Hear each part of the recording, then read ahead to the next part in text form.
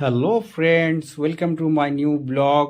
তো আজকে আপনাদেরকে ভিডিও দেখাবো। আমরা এখান থেকে যাব খড়িবেড়ে।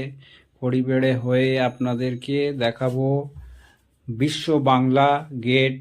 বিশ্ব বাংলা গেট হয়ে তারপরে আমরা যাব মা ফ্লাইওভার থেকে আইটিসি সোনার বাংলা। চলো ভিডিও শুরু করা যাক, লেটস গো।